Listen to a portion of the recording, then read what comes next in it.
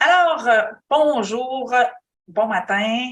Bienvenue à cette formation qui est offerte par Réseautage en direct. Donc, je vois que vous êtes tous membres. Bravo et merci et bravo de vous d'oser vous mettre en avant et de vous promouvoir. Alors, moi, je vais me présenter un peu. Donc, moi, je suis en affaires, je suis travailleur autonome en mieux-être depuis janvier 2017.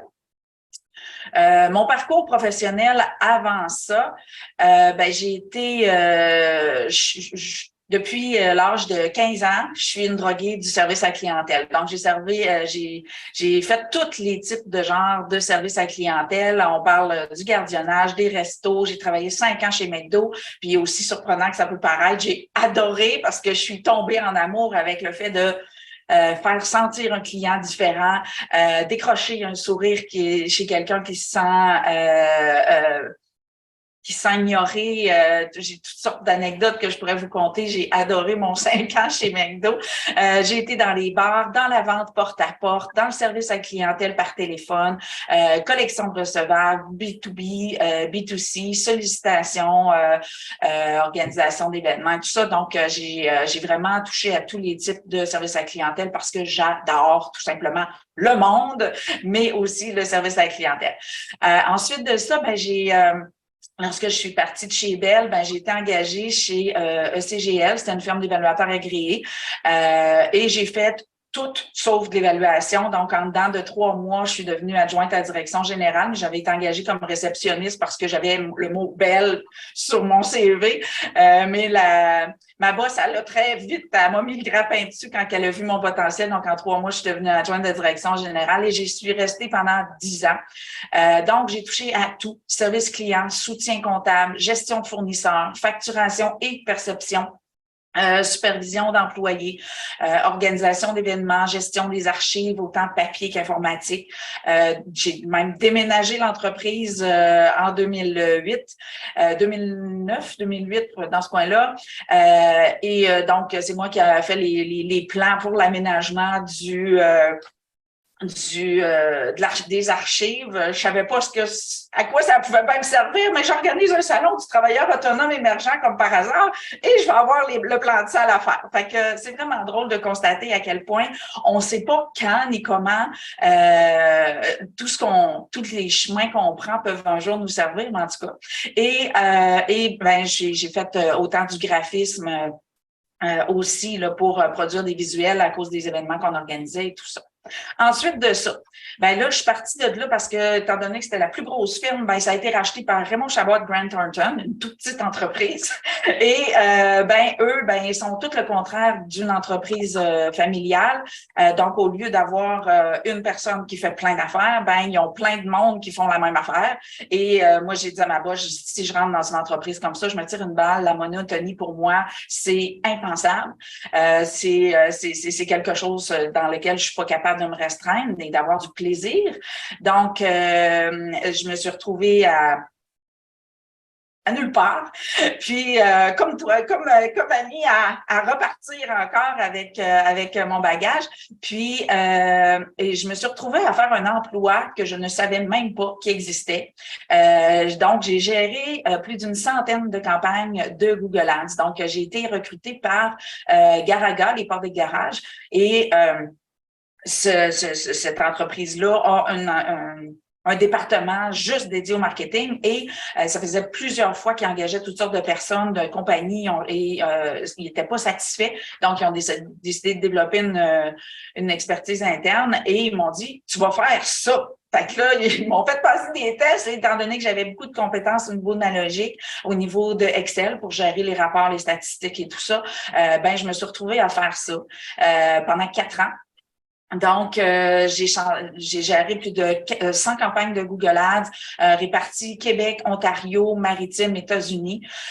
Et en 4 ans, non seulement j'ai découvert le métier, mais j'ai étudié en essai-erreur parce qu'il y avait personne qui pouvait me former pour le faire. J'ai étudié en essai-erreur autant les outils que la stratégie pour répondre aux exigences de l'algorithme. J'ai développé des hypothèses et stratégies, obtenu des résultats jamais atteints, ni même espérés par l'entreprise. À un moment donné, il a dit, ben là, arrête, là, faut que ça coûte quelque chose, on a faut des dépenses.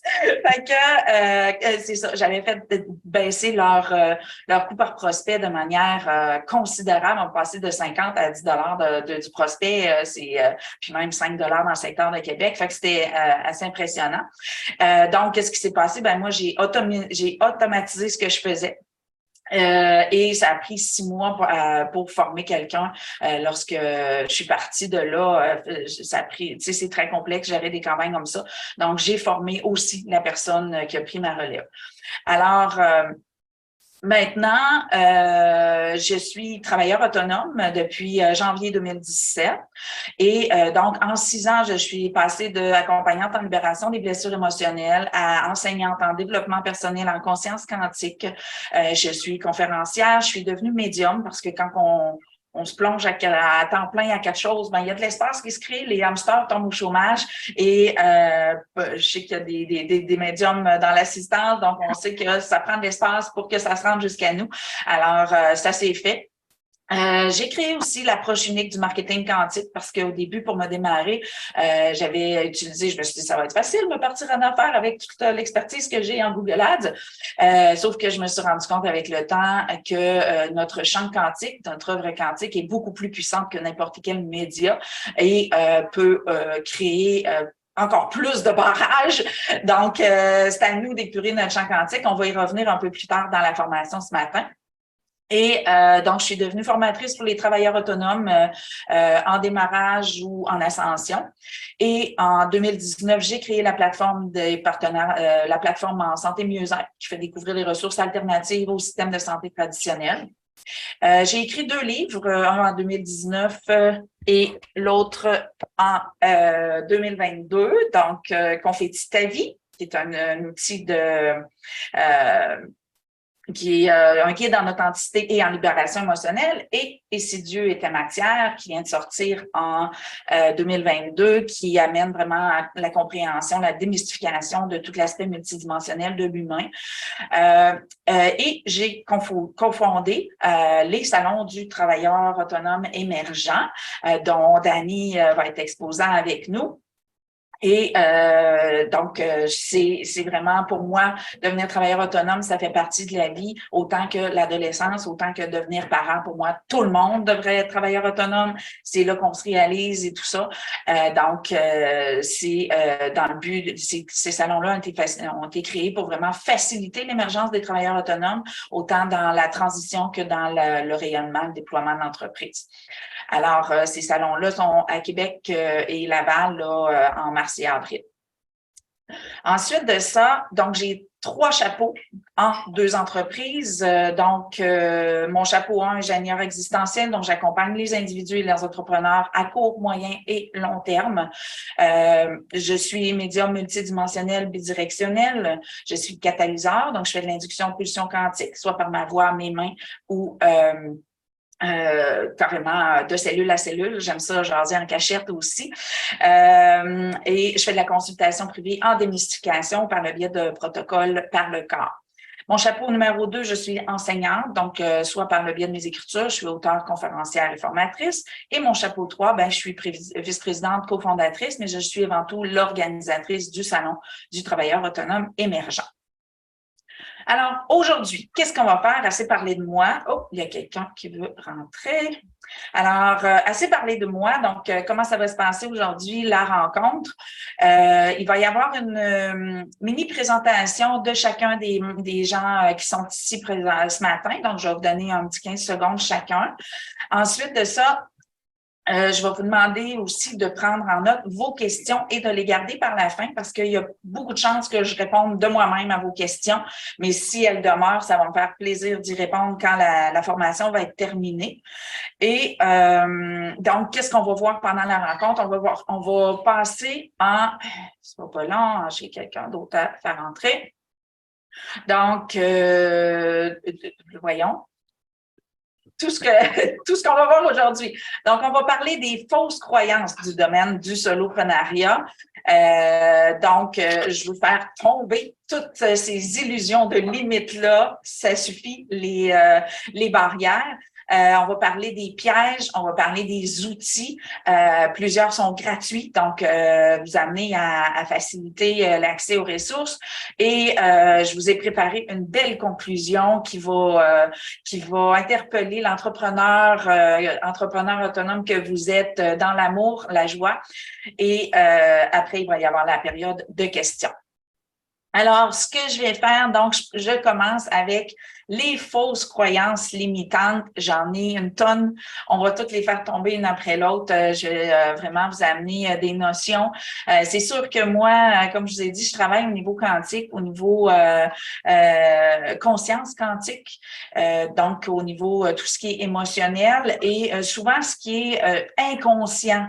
Dans l'entrepreneuriat parce qu'il y a beaucoup de formations qui se donnent dans la technicalité. Malheureusement, devenir travailleur autonome et gérer son rayonnement va bien au-delà de la technicalité. Donc, c'est important d'amener en conscience beaucoup de notions qui sont pas nécessairement véhiculées avec le niveau de profondeur avec lequel ça peut nous impacter réellement. Alors, première croyance limitante que je trouve même loufoque, devenir travailleur autonome, c'est juste comme décrocher un autre emploi. Alors, je sais pas ce que vous en pensez, mais c'est sûr que c'est tout sauf ça.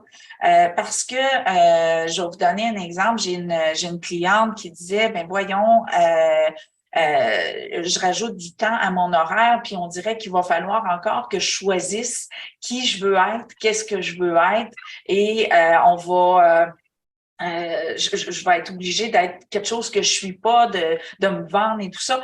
Et ce que je lui ai expliqué, c'est que devenir travailleur autonome, ça veut dire œuvrer à soi, au-delà de soi. Mais par soi en permanence. Donc, c'est ça la magie, c'est que lorsqu'on devient travailleur autonome, souvent, la vie va nous amener concrètement des expériences par lesquelles on va aller chercher les apprentissages de ce qu'on a à livrer concrètement. Parce que des fois, on le sait pas. Et il faut développer l'aptitude à se laisser porter par le flot de qu'est-ce que j'ai à livrer. Et étant donné qu'on travaille tous sur nous-mêmes en permanence, on évolue, on progresse, ben c'est important d'adapter ce qu'on a à livrer dans la progression de ce qu'on vit au quotidien. Je vois Karine, oui, c'est vrai. Donc, ça l'arrête jamais. Mon chum, il aimerait ça que ça l'arrête parce qu'il voit bien que ça brasse quand on choisit d'avancer, mais ça l'arrête jamais et c'est de reconnaître les acquis. Donc, c'est pour ça que quand on devient travailleur autonome, c'est comme de la conscience qu'on intègre au niveau de notre quotidien. Et c'est par là qu'on va chercher, il me semble que ça serait cool peut-être que les gens savent pas ça, je vais développer un outil. Donc, à tout bout de champ, on a l'occasion de mettre le doigt par notre vie au quotidien sur des clés, des choses qui sont innées ou faciles chez nous et que finalement, on se rend pas compte que ça peut être dur pour d'autres. Ben, souvent, on va avoir des gens qui disent, ben oui, mais moi, je comprends pas, puis moi, je suis pas capable. Fait que là, on va dire, comment ça, moi, je le sais, puis je l'ai pas appris. Donc, souvent, c'est un beau processus par lequel on découvre qu'est-ce qu'on a à développer pour notre clientèle et les gens qui pourraient avoir besoin de nos ressources. Donc, c'est pas décrocher une job, donc c'est pas appliquer des processus et transmettre et faire des fonctions, c'est vraiment se réaliser par le biais de la transmission. Donc, c'est très important de rester conscient de ça, se connecter à ça. Et c'est ce qui fait que le plaisir reste. Le plaisir reste, la motivation reste parce que on n'a pas à rentrer travailler ou à sortir ou à puncher out. On jouit de la vie parce qu'on focus non pas sur les expériences, mais on focus sur les bénéfices. Donc, c'est ce qui fait que c'est ce qui fait la polyvalence et l'enrichissement du travailleur autonome qu'on devient, peu importe ce qu'on a à offrir. Est-ce que tout le monde me suit jusqu'à maintenant? Oui, parfait. Alors, maintenant, deuxième fausse croyance limitante, l'objectif premier pour réussir, c'est d'arriver à faire de l'argent. OK? Oui, il en faut de l'argent. Oui, on en veut tout l'argent. Et moi, dans la dernière année, j'ai reçu des claques à la gueule et des coups de pied au cul à ce sujet-là parce que depuis l'ouverture de mon entreprise, je ne focusais que sur mon plaisir, que sur la richesse de ce que j'avais à offrir. Et l'année passée, j'avais des éléments qui m'ont poussé à vouloir faire de l'argent. Et mon focus a changé. Et qu'est-ce qui est arrivé? Mon plaisir a sans que je me rende compte, sans que je me rende compte. Et lorsque le plaisir tend à s'éteindre, le corps nous remet à l'ordre. Lucie est avec moi quand elle m'a vu marcher. J'avais de la misère à marcher il y a quelques semaines. Mon corps m'a dit, coudonc, as-tu l'impression de ne pas avancer dans la joie? Et j'ai dit oui! Et c'est vraiment de conscientiser que oui, l'argent est une ressource, mais c'est avant tout une forme d'énergie, une forme d'amour. Ça a son aspect divin.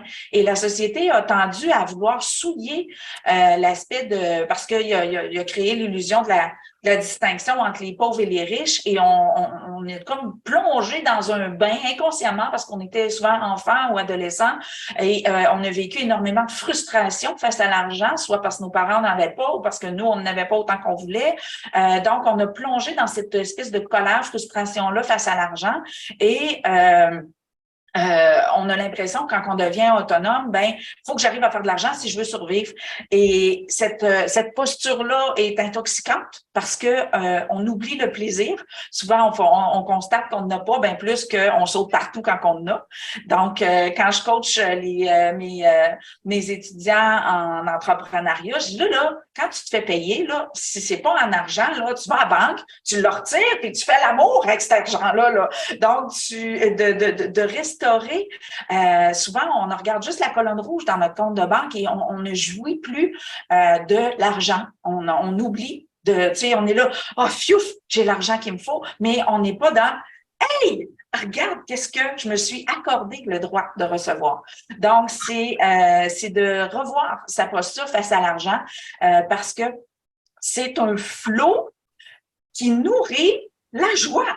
Donc, lorsqu'on accepte de recevoir la joie, de s'accorder un espace à la joie, on nourrit le flot de l'amour, de l'abondance, de la confiance. Donc, notre foi est nourrie par tous les aspects de l'énergie matérielle et sensorielle. Et on doit permettre et conduire ce mouvement-là. Et l'argent a aussi ses propriétés divines. Donc, elle permet le constat de notre valeur et notre position doit être consciente face à notre posture, face à l'argent. Donc, ce n'est pas l'objectif premier, c'est la cerise sur le Sunday, c'est le témoignage de ce à quoi on s'accorde. C'est une façon de reconnaître notre valeur. Donc, je vais y revenir plus tard sur différents aspects, mais l'objectif premier n'est pas de faire de l'argent. L'objectif premier est d'œuvrer à sa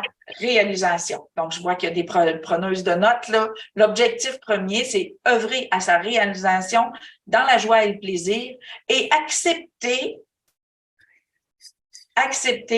d'en recevoir les bénéfices sous toutes ses formes. Donc, c'est là que ça se joue. Alors, maintenant, une autre croyance limitante, je peux rester salarié et me partir en affaires. Encore une fois, j'y vais de mon charmant geste. OK? Donc, énormément de gens sont aux prises avec la transition. Parce que justement, il y a le phénomène de sécurité face à l'argent et ils vont souvent garder un pied dans une barque et un pied dans l'autre. Et c'est très destructeur. Pourquoi? Parce que oui, on a la possibilité de jongler avec plusieurs entités à l'intérieur de nous. Donc, il y a l'entité travailleur autonome, il y a l'entité la blonde de mon chum, il y a l'entité la mère de famille. Il y a à l'intérieur de nous plusieurs entités, plusieurs aspects de nous. Toutes ces entités-là ont des champs quantiques qui doivent être activés et désactivés selon ce qu'on conduit comme présence à l'intérieur de nous, comme conscience à l'intérieur de nous. Et lorsqu'on a un pied dans deux barques, c'est comme, je vais vous donner un exemple très concret. J'ai, à un moment donné, quelqu'un, il me parlait de son fils. Il dit, mon fils, il y avait un pied à terre à Québec, il y avait un condo, mais là, il l'a mis à vendre, là, à vendre ou à louer, là, selon ce qui arrivera. Ça faisait 3 ans que son condo était à vendre ou à louer. J'ai dit, tu pourrais-tu lui dire, s'il te plaît, de faire un choix? Et lorsqu'il a décidé de vendre son condo, ça s'est vendu en 3 semaines. Donc, on est créateur, on joue 2 rôles dans notre vie. On est le créateur de notre réalité, mais on est le témoin de ce en quoi on croit. Donc, c'est à nous de faire les choix de ce qu'on veut créer. Ça doit interpeller Joanne, qui est une enseignante de créateur. Donc, c'est vraiment de faire des choix conscients dans notre posture de création. Donc, oui, on peut être salarié et démarrer. Donc, mais la transition, mettez-vous un deadline si vous êtes dans cette situation-là. Fixez-vous des dates, fixez-vous des objectifs pour sortir de là, que ça ne devienne pas une fonction permanente, mais bien une transition. Et je vous recommande que ce soit de courte durée.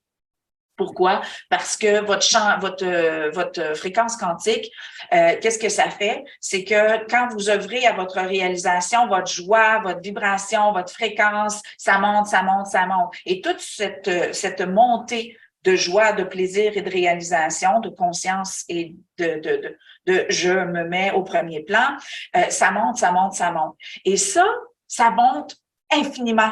OK? Donc, ça monte en permanence jusqu'à ce que tu arrives dans ta job de salarié et que ça fasse ça. Donc, à chaque fois donc, tu te provoques toi-même tes montagnes russes. Donc, je m'ignore, je m'amuse. Je m'ignore, je m'amuse. Donc, ça crée quoi? Ça crée que pendant que tu es en chute, ben, ton signal de je m'amuse n'est plus actif au niveau quantique. Et c'est ce qui va provoquer bien souvent les fameuses inquiétudes. Coudon, comment ça, j'ai pas de clients? Comment ça, la semaine prochaine, je sais pas ce que je sais pas, là. Donc, toutes les insécurités quand on est travailleur autonome, si on peut se les éviter, c'est de faire le saut, d'œuvrer à sa foi en ce qu'on a à offrir et tout le reste va suivre, tout le reste va venir focusser sur l'objectif, la joie, le plaisir et pour ceux que ça touche, l'œuvre au tout, bien sûr. Ensuite de ça, une autre fausse croyance, on change de domaine un petit peu, donc au niveau des croyances limitantes qui entourent plus le syndrome de l'imposteur. Donc, ça nous titille plus ou moins intensément à tout moment de notre réalisation. Donc, qu'est-ce qu'on fait avec tous ces phénomènes-là? Donc, la première fausse croyance, faut tout savoir pour pouvoir enseigner ou aider quelqu'un. Faut reconnaître qu'on ne sait pas tout et devenir content de ne pas tout savoir parce qu'on va avoir des collaborateurs pour œuvrer au développement de ce qu'on veut savoir. Donc, je vous explique concrètement. Œuvrer à sa réalisation, dans mon livre « Les si Dieu était matière », j'enseigne les paliers de l'existence. Moi, j'ai divisé ça en 3 grands paliers, donc l'enfant, l'adulte, le maître. Et lorsqu'on entre dans la posture du maître, c'est que on a conscientisé que non seulement on savait pas tout, mais qu'on saura jamais tout. Et de développer l'humilité face à je ne sais pas tout, ça a 2 impacts. Premièrement, ce qui a peur de ne pas savoir, c'est sûr que, d'un coup que je sais pas, d'un coup je suis pas capable, d'un coup qu'on me pose une question puis je sais pas la réponse, d'un coup que faut que je fasse ça puis je sais pas comment. Donc ces peurs-là met de la distorsion dans notre champ quantique, dans notre œuvre quantique. Donc, ça crée des espèces de freins pour que la clientèle vienne jusqu'à nous. Donc, lorsque on tombe dans « je le sais que je sais pas tout », mais Lucie, qui est une cliente avec moi, avec qui je collabore depuis déjà presque 2 ans, elle le voit que quand j'ai pas la réponse, là, c'est le moment que je triple le plus parce que je vais le découvrir. Donc, c'est vraiment de tomber en amour avec le « je le sais pas ». Et c'est ce qui nourrit une œuvre quantique très puissante. Parce que d'un, tu n'as pas peur, fait que tu mets pas de frein, mais de deux, tu es dans « je veux non seulement savoir pour moi, mais je veux savoir pour les autres ». Et cette humilité-là amène en plus une proximité à la clientèle. Je ne sais pas si vous avez déjà pris des formations où ce que le prof est en avant, puis il pète de la broue avec je sais tout. C'est pas nécessairement super agréable et confortable parce qu'on se retrouve inévitablement dans la honte de ne pas tout savoir.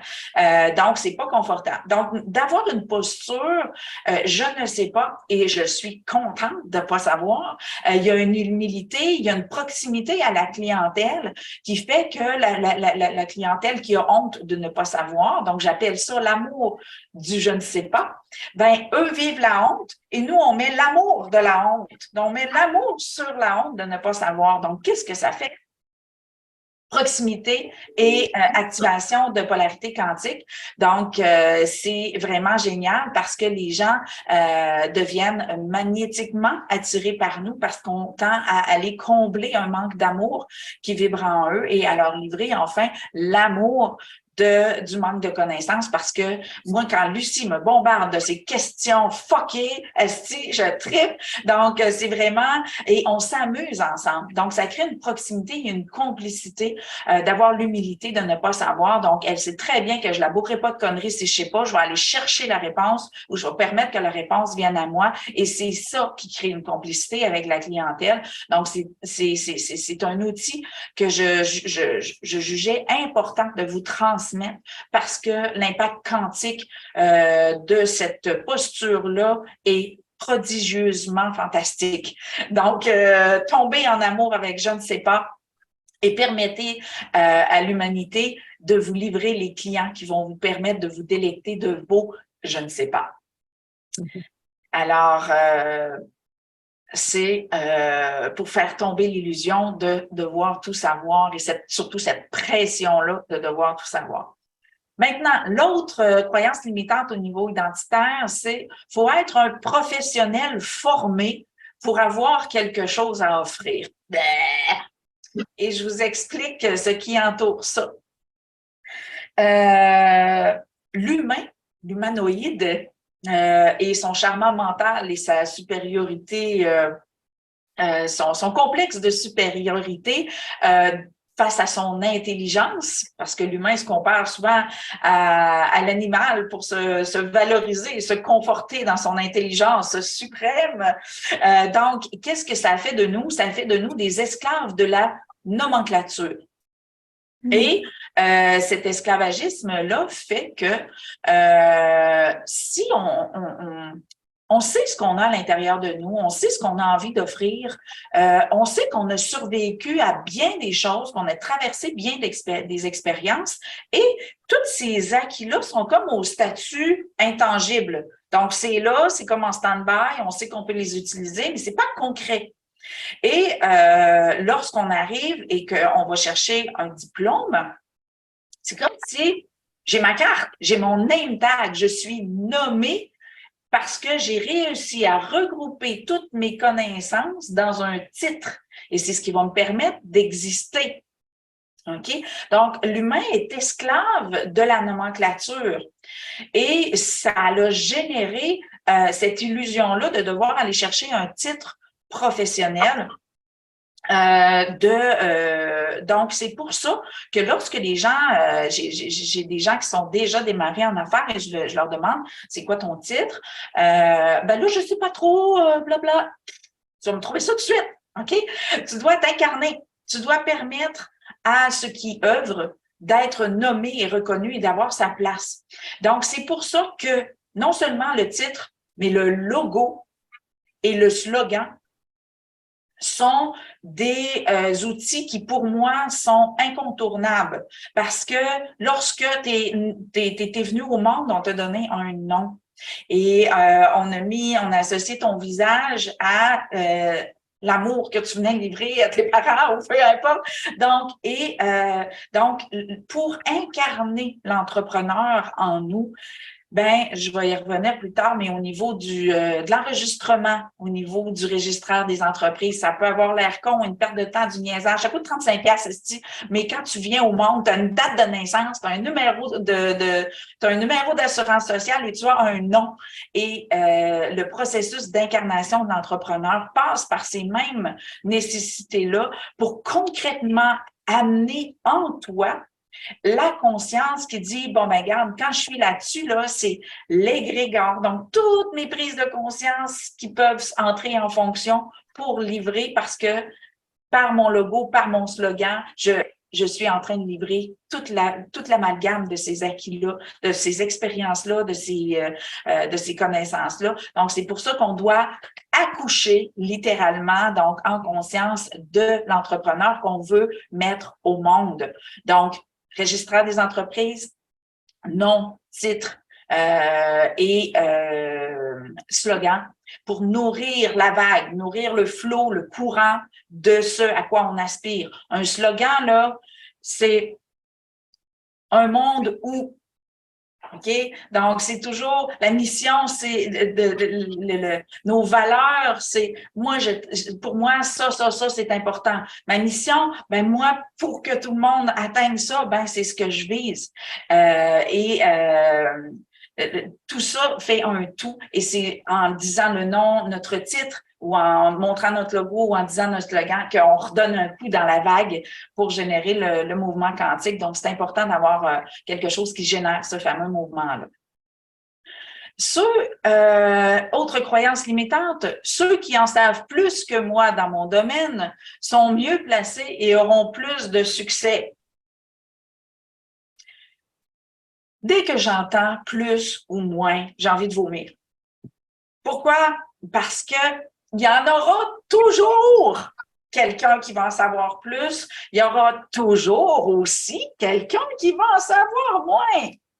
Donc, pourquoi on négligerait ceux qui en savent moins? Parce que ceux qui en savent plus sont rendus très loin de la proximité de ceux qui sont en bas de l'échelle dans l'apprentissage de ce que tu véhicules comme enseignement. Donc, c'est important de permettre cette proximité-là. Et c'est pour ça que ce soit par le biais de ma plateforme Santé Mieux-être ou par le biais des salons du travailleur autonome émergent, je ne suis pas sélective parce que je suis pas dans le védétariat, je suis pas dans la performance, je suis dans l'accessibilité de la variété des ressources. Donc, c'est de permettre à cette variété-là et ces différents niveaux d'évolution-là de combler toujours comme ça. Donc, si vous ne reconnaissez pas la légitimité de ceux qui sont en dessous de vous, ben c'est parce que vous reconnaissez pas la légitimité de vous qui êtes en dessous des autres. Et c'est cet amour de vous, cette reconnaissance-là qui, lorsqu'on entre en humilité, c'est quoi l'humilité? C'est la honte qui est légitimisée par son autre. Donc, lorsqu'on se donne le droit de ne pas savoir, on met de l'amour sur la honte et ça devient de l'humilité. Et c'est ce qui rend confortable la relation avec la clientèle. Donc, n'oubliez jamais de reconnaître la légitimité de ceux qui sont en dessous de vous parce que vous savez consciemment ou inconsciemment que vous êtes en dessous de quelqu'un et vous devez aimer cette part-là qui est en dessous de quelqu'un. Donc, repositionnez-vous dans la conscience de cet amour-là que vous vous manquez peut-être ou qui va vous rapprocher de votre clientèle inférieure, là, si ça existe, on s'entend. Moi, je suis dans l'amour de tout ça, l'infériorité, ça n'existe pas, mais de le reconnaître, là, ça élargit votre champ d'action, ça élargit votre clientèle et ça améliore la qualité de la proximité à votre clientèle. Ensuite de ça, autre croyance, faut un ou des certificats pour avoir de la crédibilité. Encore une fois, la crédibilité, on l'a associée à la nomenclature. Et c'est bien sûr une croyance extrêmement limitante parce que la crédibilité. Je vais vous donner un exemple. Est-ce que il y a un certificat pour devenir président ou maire? Eh bien, ces gens-là, qu'est-ce qu'ils font? Ce sont des visionnaires. Ils voient un monde ou une ville qui va être parfaite pour eux. Il me semble que c'est de même que toute la population va être heureuse. Donc, ils ont une vision. Et dans cette vision-là, ils ont le potentiel de croire en leur vision. Et quand ils vont recruter leur équipe pour leur parti, ben, qu'est-ce qu'ils vont faire? Ils vont proposer une réalité. Et les gens, la personne va être tellement passionnée de ce qu'elle va véhiculer comme vision, ben c'est sûr que les gens vont adhérer à cette réalité-là et la nourrir. Donc, c'est pour ça que si dans ta tête, consciemment ou inconsciemment, tu te dis, ben, j'ai pas de certificat, les gens n'ont pas confiance en moi, les gens ne croiront pas en moi, ben, c'est pas les gens qui croient pas en toi, c'est nous-mêmes qui nous limitent. Moi, j'ai un secondaire 5, donc je sais très bien c'est quoi cette posture-là où est-ce qu'on se dit, ben, voyons donc, qu'est-ce que j'ai à offrir? J'ai pas ce qu'il faut, il me manque quelque chose. Donc, c'est un processus par lequel je suis passée. Mais la crédibilité part de nous et notre œuvre quantique fait le travail. Donc, c'est pour ça que je vais approfondir, je vais y revenir par un autre angle tout à l'heure, mais de demeurer témoin de nos acquis, de la richesse de nos acquis, de reconnaître la valeur de nos acquis. Et ça passe souvent par le prix qu'on va charger. C'est vraiment, c'est tout là que la crédibilité se situe. C'est est-ce que vraiment je crois à mon potentiel? Est-ce que vraiment je crois que ma différence constitue une richesse en soi? Donc, c'est de conscientiser cette posture-là. Parce que c'est ce qui va faire. Moi, des fois, il y a des gens qui viennent, puis là, je fais beaucoup de salons d'exposition en tant qu'exposante. Et il y en a qui disent ça coûte tant parce que blablabla, blablabla, parce qu'il faut que blablabla, blablabla. Ben, si tu sens le besoin de justifier ton prix, c'est parce que soit tu n'y crois pas, soit tu n'es pas confortable à le dire, soit tu as un manque de reconnaissance au niveau de ta valeur. Donc, c'est très, très, très important de conscientiser ça. C'est pas une mauvaise chose en soi, mais tu es en processus d'acceptation, de reconnaissance de ta valeur. Et donc, tout ton blabla de justification, tu peux t'en clairer si ta posture quantique fait le travail. Donc, ça coûte 100 pièces de l'heure. Donc, ça coûte 100 pièces de l'heure. Fait que, on s'entend dessus que ça n'a pas le même impact sur la personne à qui je le dis. Donc, c'est vraiment important de conscientiser la posture quantique lorsqu'on soumet surtout un prix, d'être confortable avec ça. Moi, je me souviens quand j'ai démarré, je chargeais un montant X parce que, tu sais, quand on démarre, faut pas que je charge trop cher, sinon j'aurai pas de clients, ou c'est pas tout le monde qui a moyen de se payer ça, ou je suis pas couvert par les assurances, fait que je peux pas fournir de reçus. On s'entend que les défaites sont incroyables. Puis quand j'ai commencé, je chargeais un prix X, et là, mes guides me disaient, ben là, Chantal, arrête de niaiser, ici, là, monte ton prix. J'étais comme, je suis qui, moi, pour charger cher de même? Et non seulement ce que je me suis rendu compte en augmentant mes prix, c'est que la qualité de ma clientèle changeait.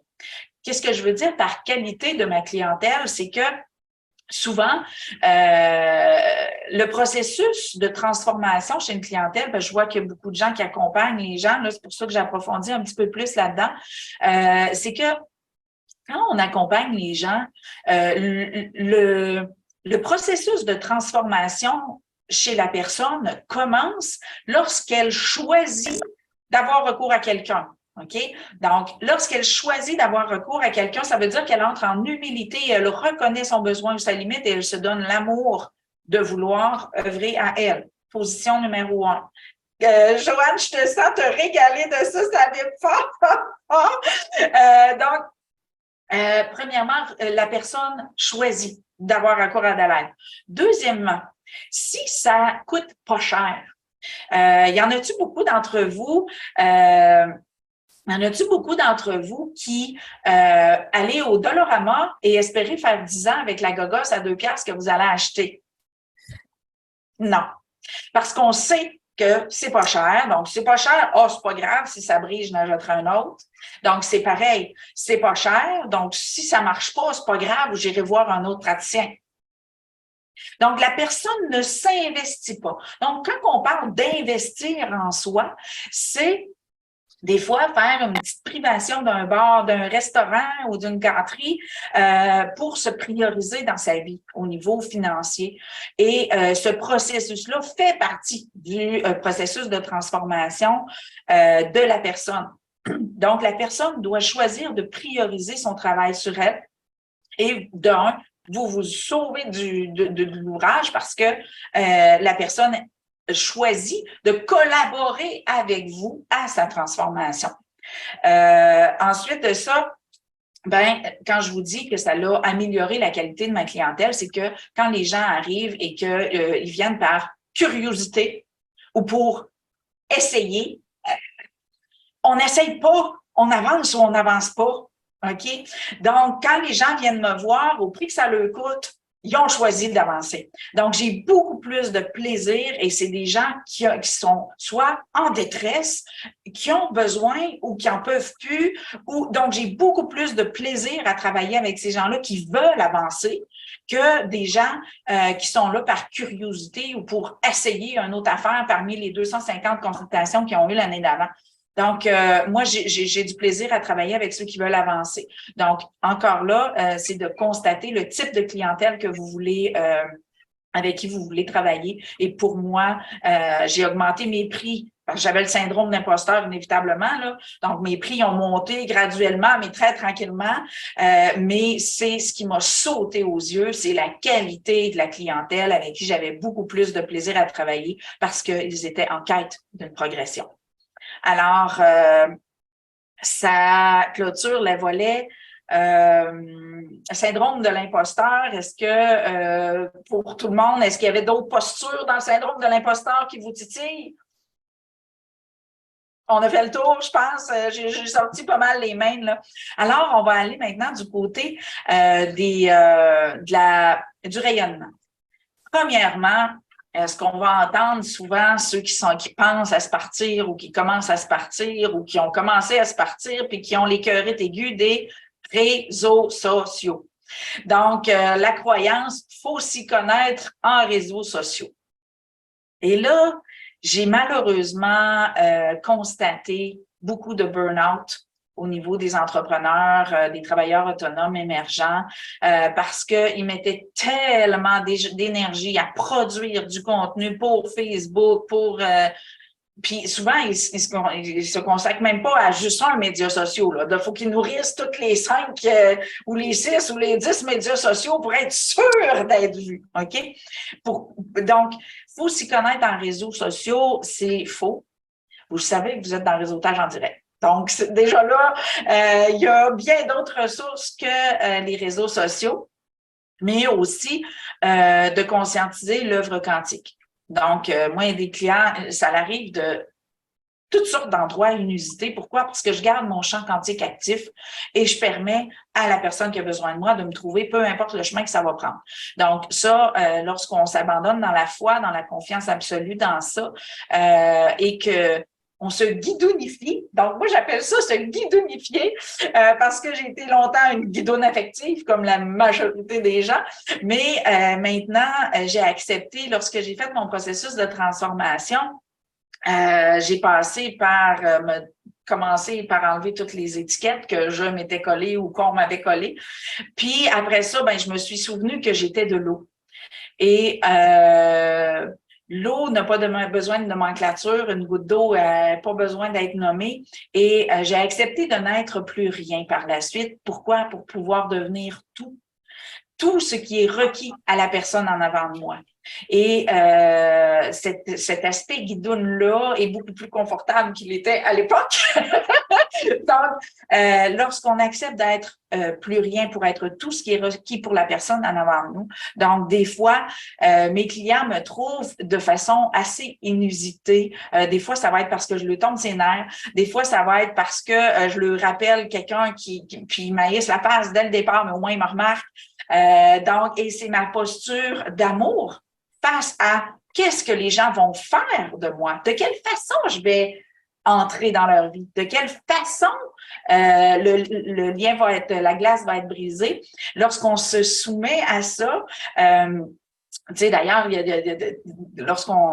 lorsque j'explique l'aspect identitaire, lorsqu'on reproduit, mettons, la mère ou la sœur de quelqu'un qui l'agresse terriblement, ben la personne, elle sera pas capable de nous ignorer. Elle sera pas capable. Et lorsqu'on est dans l'amour et qu'on n'adhère pas à la distorsion que ça va causer en nous d'être haï, ben on est capable de repositionner et d'aller livrer ce qui est permis à la personne.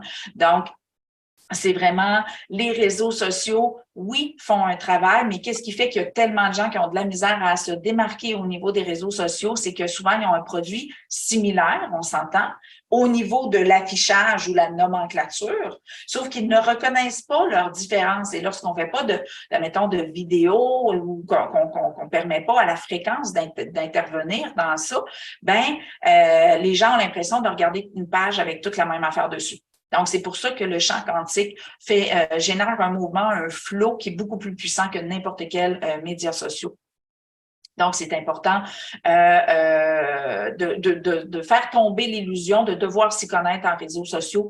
Oui, ça peut être un outil, oui, ça peut propulser, mais ce n'est pas les seuls outils. Donc, le réseautage au départ, la magie du réseautage, c'est qu'on conscientise qu'on n'est pas à l'aise de se mettre au premier plan. On conscientise que j'ai pas envie de me vendre.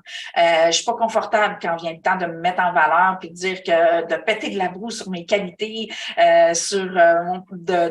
dévoiler mon parcours honteux ou peu importe. Donc, tout ça, on s'en rend compte lorsqu'on fait du réseautage. On peut l'ignorer et continuer de nourrir la honte, mais au moins, c'est mis en lumière, puis c'est à nous de changer notre posture face à ça. C'est pour ça que je recommande vraiment, vraiment aux entrepreneurs de faire du réseautage parce que ça fait popper, si on veut, tous les pitons qu'il faut qu'ils soient pesés pour purifier le champ quantique. Donc, si vous avez des gens qui savent pas trop, dites-le, ben viens au moins, parce que souvent, les gens n'ont pas nécessairement une vie sociale active, ben le réseautage permet ça.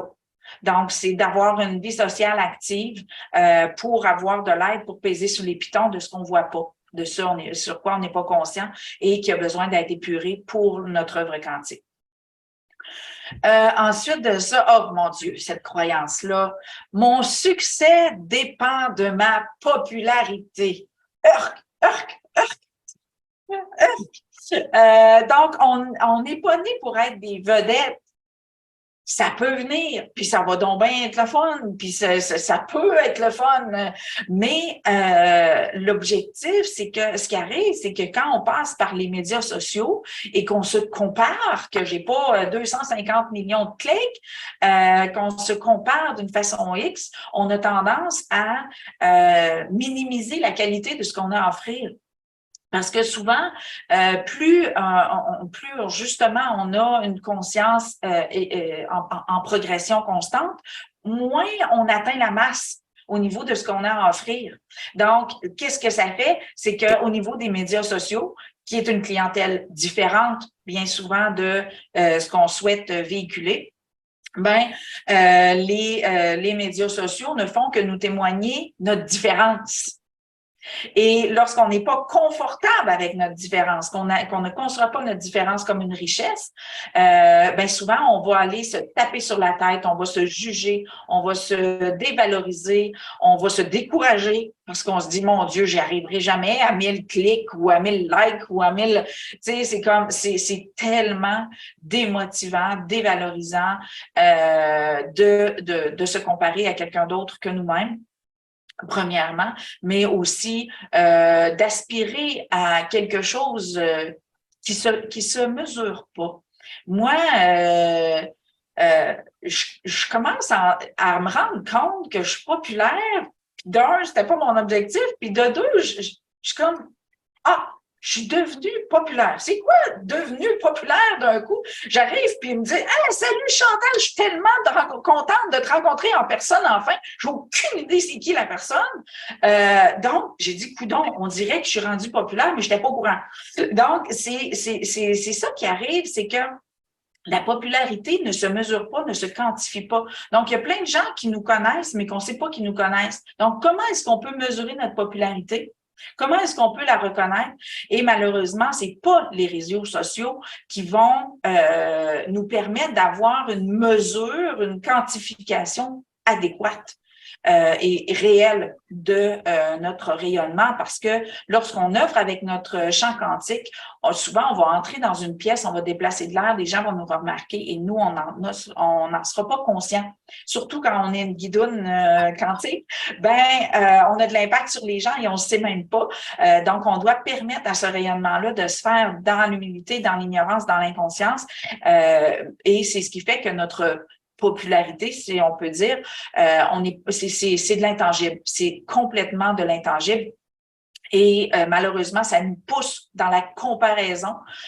Donc, tout à l'heure, je vous parlais de nomenclature. Au-delà parallèlement à la nomenclature, il y a tout ce qui est quantitatif et qualitatif. Donc, dès qu'on utilise un adjectif qualificatif ou quantitatif, plus, moins, trop, assez, la réalité à laquelle qu'on propose ou qu'on nomme nous appartient et ce n'est pas une vraie réalité, si on peut appeler ça comme ça. Donc, c'est ce que l'on croit que. Donc, méfiez-vous de tous les qualificatifs et quantitatifs que vous utilisez, surtout à votre égard. Autre croyance, faut être capable de se vendre ou être bon vendeur. Urk. J'étais pas vendeuse quand je travaillais chez McDo, mais il y a des gens qui changeaient de fil quand que j'arrivais à ma caisse. Donc, j'avais 15 ans, puis j'étais pas la moitié consciente de mon œuvre quantique, mais je connaissais l'impact d'un sourire. C'est tout ce que j'avais comme outil à l'époque, c'était mon sourire, et j'ai choisi de faire cadeau de mon sourire. Donc, les gens oublient que les gens n'achètent pas un produit ou un service, ils achètent la personne. Donc, il achète quoi? Il achète le sentiment de sécurité. Il achète le sentiment de ne pas se sentir jugé, ne pas se sentir inférieur. Donc, les gens achètent une proximité sécuritaire et ou affective. C'est ça qu'ils achètent. Donc, c'est à nous d'avoir la posture relationnelle qui va faire que ça va se manifester, que vous n'aurez jamais besoin de vous vendre.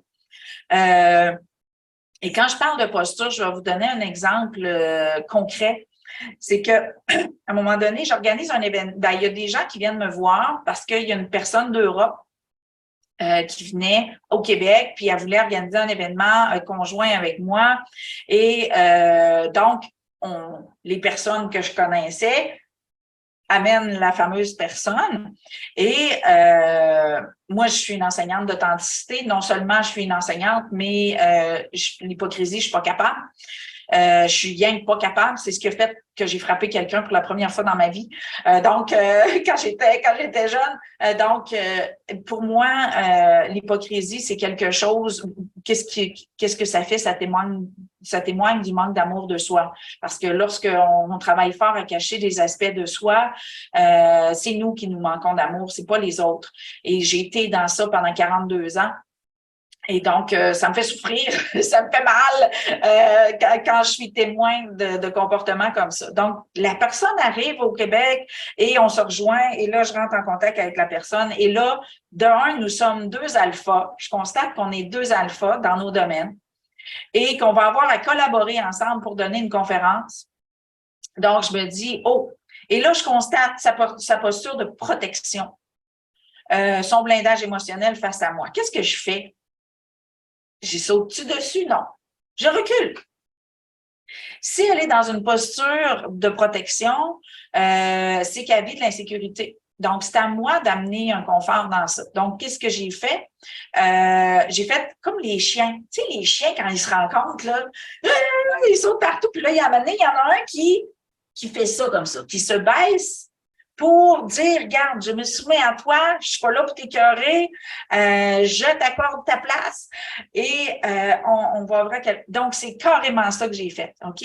Donc, j'ai changé ma posture quantique et ça s'est fait inconsciemment, là, mais moi, j'ai vu l'impact que ça avait. Donc, je me suis mis en posture de, OK, tu veux être supérieur à moi, parfait, je te le permets, le temps que tu m'apprivoises.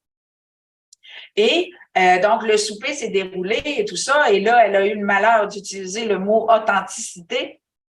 Donc, qu'est-ce que j'ai fait avec son... Moi, je suis dans l'authenticité, donc j'ai mis en lumière et j'ai questionné.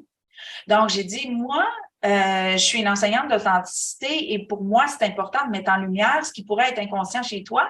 Donc, je me demandais, j'ai constaté que tu n'étais pas à l'aise d'être dans ton authenticité en venant. J'ai constaté que tu n'étais pas à l'aise d'être dans ton authenticité, que tu te protégeais lorsque tu es arrivé. Donc, je me demande, qu'est-ce qui te conduit à ça? Est-ce que je t'intimide d'une quelconque façon? Est-ce que tu n'es pas confortable? Est-ce que tu as peur? Est-ce que tu aurais des questions à me poser qui pourraient te rendre confortable? Et là, elle a dit, pour moi, ce n'est pas le lieu ni l'endroit. J'ai dit, super, OK. Donc, l'inconfort relationnel est tombé et là, on a pu collaborer et on a fait une entrevue. J'ai encore la grosse chair de poule quand j'y pense. Quand on a fait notre live, c'était comme si on faisait l'amour pendant 2 heures tellement c'était un jeu où est-ce que chacun se positionnait et il y avait un équilibre relationnel qui était confortable. Donc, nos 2 animaux sont entrés en collaboration et non pas en supériorité et infériorité. Donc, ce jeu-là, c'est ça, de se libérer de l'illusion de devoir se mettre en avant, c'est de reconnaître la valeur qu'on a et de permettre l'insécurité à l'autre. Donc, le jeu des animaux, donc tout ce qui est le cerveau reptilien, c'est important de conscientiser notre posture et de ne pas faire fuir les gens parce qu'on veut aller montrer notre supériorité. Plus souvent, l'humilité va amener une proximité beaucoup plus confortable pour les deux. OK, maintenant, on est rendu aux croyances, ça coûte cher. J'ai 4 croyances, ça coûte cher qu'on va aller faire tomber. Donc, ça coûte cher un graphiste. Ça coûte cher la publicité. Ça coûte cher un nom de domaine avec un email corporatif. Ça coûte cher un site web. OK. Là, tout à l'heure, j'ai parlé de l'importance d'accoucher, de mettre au monde par la nomenclature et l'image. Donc, l'image corporative, donc le logo ou l'image corporative au complet pour certaines personnes. Donc, souvent, premièrement, je vais revenir tantôt avec des outils au niveau des graphistes pas chers, puis au niveau de la publicité pas chère. Et même pour le nom de domaine. Savez-vous comment ça coûte un nom de domaine? Là? Ceux qui utilisent encore leur Gmail là, ou leur Hotmail là, sur leur carte d'affaires, savez-vous comment ça coûte un email corporatif? Admettons, là, chantalbeaumont.ca, là, ça c'est un nom de domaine. Puis un email corporatif, ça mettons info ou contact à commercial chantalbeaumont.ca. Savez-vous comment ça coûte? 15 $ par année. 15 $ par année pour avoir un email corporatif qui affiche « Je suis une personne professionnelle ». Ça coûte cher un graphisme, ça coûte cher la publicité. Et là, je sais que c'est pas confortable ce que je m'apprête à dire.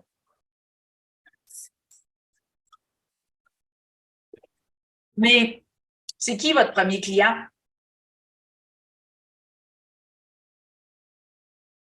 C'est nous, notre premier client.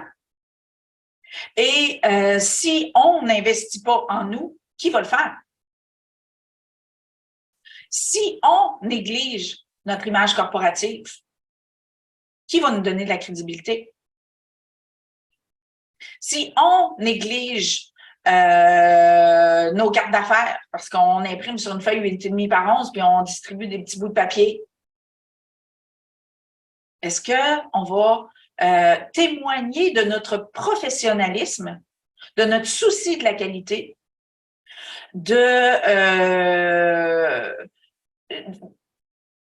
on s'entend qu'on ne néglige jamais ce que j'appelle des extensions de nous.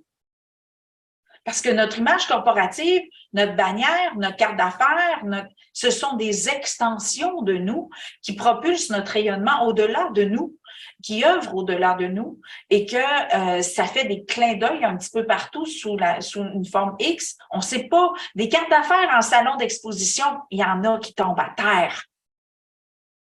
Il y en a, ils ramassent une carte d'affaires, ils se promènent dans le salon, puis tout à coup, elle tombe la carte d'affaires. Celui qui va la voir, la ramasser, c'est à lui qu'elle est destinée, la carte d'affaires. Et il faut qu'elle l'accroche.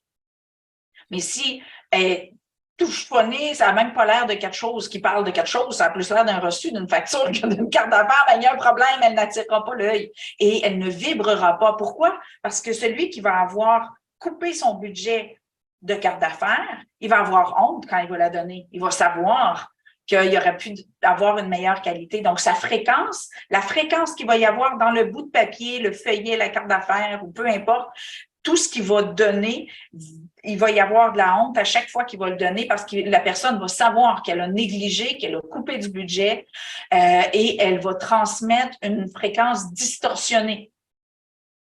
Donc, quand vous montrez votre carte d'affaires, il faut que vous pétez de la broue, là. Check ma carte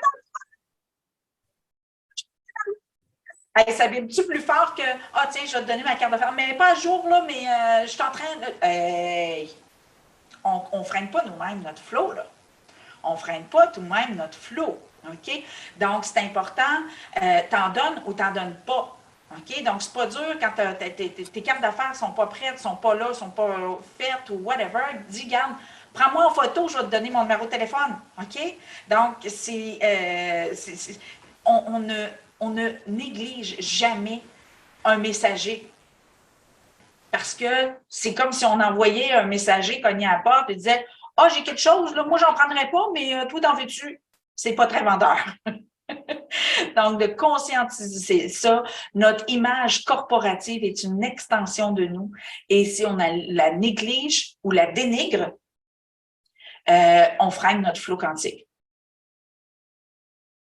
Il n'y a pas de place pour ça. Donc, ça coûte cher. C'est quoi qui coûte plus cher, le graphisme ou le blocage? Donc, il faut conscientiser que, de un, on est notre premier client, on croit suffisamment en nous pour investir en nous. De deux, si on ne le fait pas, ben on dit aux gens qui ont raison de ne pas investir en nous. Fait que, c'est sûr que ça peut avoir l'air têteux de véhiculer cette pensée-là, mais pour l'avoir testé en salon, là, ça fait 6 ans que je fais là, 15 à 20 salons par année. Là. Donc, je le vois, ceux qui ont honte de donner leur carte, ça se capte. Si vous avez l'occasion de vous promener dans un salon, vous le constaterez. Là. La personne, elle leur tient quasiment sa carte parce qu'elle est gênée. OK? Donc, ça ne donne à rien de donner des cartes. Donc, c'est vraiment très important de conscientiser ça. C'est pour ça que je l'ai mis dans ma formation de ce matin. Les sites web, encore là, donc je parlais d'un nom de domaine. Donc, le nom de domaine, c'est t'achètes un casier postal. OK? Concrètement, c'est ça. OK? Un nom de domaine, c'est que peu importe c'est qui ton fournisseur de site web, peu importe c'est qui ton fournisseur de chaîne Internet, tiens, mettons, tu es avec Vidéotron, tu vas avoir un email Vidéotron, puis là, tout à coup, tu tombes avec Bell. Ça veut dire que tu refais toutes tes cartes d'affaires, toutes tes bannières, tout ton site web, tout. Donc, tu changes de tout le temps d'adresse email. Ça n'a aucun bon sens. De un, ça te met dans la marde. Tout ce que tu as distribué se perd. Donc, quand tu as un nom de domaine corporatif, il te suit parce que c'est une redirection. Donc, de conscientiser que ça donne de la polyvalence et de la permanence à ton accessibilité, en plus d'avoir l'air beaucoup plus professionnel qu'un Gmail ou qu'un peu importe. Donc, ça coûte 15 $. Donc, ça, c'est ta boîte postale qui te donne accès à ton site web et qui te donne un email corporatif. Après ça, tu as le site web. Donc, le site web, ça, c'est encore une fois, le nom de domaine s'y rattache. Donc, peu importe où tu prends ton nom de domaine, ben ton site web, tu peux le prendre n'importe où aussi. C'est encore une fois des redirections et se rattacher dans le backstore. Donc, ça donne une permanence aussi. C'est transférable. Là. Tu peux changer de compagnie n'importe quand. Donc, c'est important de conscientiser. Et chez Ionos, moi, je suis vendue à Ionos. J'adore IONOS. Donc, j'adore leur service. Et c'est pourquoi j'ai choisi ça, c'est que c'est tellement convivial que quand j'ai fini de monter un site web pour un client, je le forme et il fait lui-même ses mises à jour. Donc, parce que c'est très simple. Ben, puis c'est pas cher, là. C'est quelque chose comme, je pense, c'est 15 $ par mois. 15 $ par mois. Donc, si tu la jettes à l'année, là, ça fait à peu près 200 $ là, avec les taxes. Donc, c'est vraiment pas cher. Donc, si vous payez plus cher que ça, je sais qu'il y en a qui payent des 3, 4, 5, 600 $ par année. Il y a un problème. C'est sûr qu'au niveau de la sécurité, puis ceux qui ont des boutiques web, c'est une autre affaire, mais il y a plein de façons de permettre l'achat sur un site web sans avoir un site web sécurisé. Ça peut être des formulaires, ça peut être plein de choses. Donc, informez-vous et soyez vigilants au niveau de l'investissement. Donc, c'est une place où est-ce que malheureusement, les gens ne connaissent pas les ressources et on se fait souvent baiser. Je pense qu'il n'y a pas de façon de dire. Donc, magasinez vraiment vos sites web. Ensuite de ça, donc, on a fini le volet, ça coûte cher. On va rentrer dans le volet, j'ai pas besoin de. Donc, j'ai pas besoin de carte d'affaires, j'ai pas besoin d'un logo, j'ai pas besoin de m'enregistrer au registraire, j'ai pas besoin de m'inscrire aux taxes. Je gagnerai jamais plus de 30 000, donc j'ai pas besoin de déclarer mes revenus. Pas besoin de carte d'affaires, pas besoin d'un logo, je pense, puis pas besoin d'un registraire. Je pense que j'ai fait le tour, là. Faut accoucher de notre entrepreneur. Maintenant, au niveau des taxes. Il y a des petites nuances que je veux apporter qui sont importantes. Premièrement, pourquoi que le gouvernement n'exige pas qu'on s'inscrive aux taxes, vous pensez? Parce que c'est quand on est en démarrage d'entreprise que c'est nous autres qui faisons de l'argent avec ça. Donc, c'est une perte d'argent de ne pas s'inscrire aux taxes. Comment ça peut être une perte d'argent s'il faut que je leur donne au gouvernement de toute façon? C'est que, admettons que tu gagnes 15 000, là, mettons que tu gagnes 15 000 par année, ben oui, tu vas payer les taxes sur 15 000 par année. Mais on s'entend-tu que quand tu es en démarrage d'entreprise, ça se peut que tu en dépenses 5, 6, 7, 8, 9, 10 000. Tu vas récupérer les taxes. OK? Donc, tu vas en payer moins. Tu sais, il y a des plus puis des moins là, dans les taxes. Fait que c'est important de conscientiser ça. Moi, là, quand je me suis partie en 2017, moi, je m'étais déjà partie une entreprise, il y avait bien des années, 20-25 ans, et je m'étais inscrite aux taxes. Puis là, j'étais trop lâche. Quand j'ai ouvert en 2017, j'étais trop lâche, puis j'ai retardé. Puis j'ai attendu au 3e trimestre avant de m'inscrire aux taxes, et qu'est-ce que j'ai fait? J'ai réalisé que j'avais perdu 1 500 $. Je me suis tapée sur la tête. Donc, c'est important. En démarrage, on dépense pas mal plus qu'on encaisse. Donc, c'est le temps de s'inscrire aux taxes parce que tu reçois un beau chèque, soit au trimestre ou à l'année, qui se prend bien. Joanne a dit oui, là. Oui, OK, ça se prend bien, ces petits chèques-là, parce que, justement, on nourrit le flot de l'argent. Et qu'est-ce qu'on fait? Ben, on a notre part du gâteau. OK? Donc, gâtez-vous, inscrivez-vous aux taxes. Ça donne de la crédibilité. Ça a l'air niaiseux, là, mais il y en a qui bougonnent parce qu'on charge les taxes ou qui s'essayent de sauver les taxes en payant en dessous de la table. Là. Mais ça donne de la crédibilité. Ah ouais, tu es inscrit aux taxes, tu dois rouler. C'est aussi inusité que ça. Ça donne de la crédibilité d'être inscrit aux taxes. Donc, ça montre le sérieux de l'entreprise, ça montre le professionnalisme de l'entreprise. Et ceux qui sont au courant de la loi, ben tu leur fais craindre que tu gagnes peut-être 50 000 par année juste parce que tu es inscrit aux taxes. Donc, ça en donne-tu de la crédibilité, ça? Donc, c'est vraiment conscientiser l'impact des choix qu'on fait.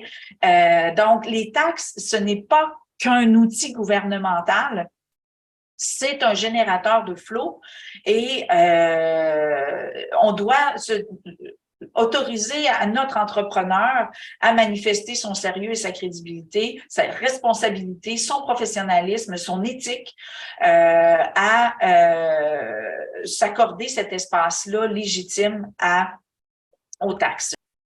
Ce qui est important et je dirais, c'est ça, non seulement intéressant, mais très important à tenir en compte. Et là, je vous soulève un point parce que le jour où vous allez devenir une vedette, OK? Le jour où vous allez gagner 100 puis 200 000 par année, est-ce que ça se fait du jour au lendemain de devenir une vedette qui gagne 100 000 ou 200 000 par année? Non. Donc, le gouvernement, il va dire, OK, sont où passées tes années de déficit? Donc, si non seulement tu n'as pas chargé les taxes, mais tu n'as pas déclaré tes revenus, là, tu vas être dans mal. C'est très délicat parce que on ne sait pas.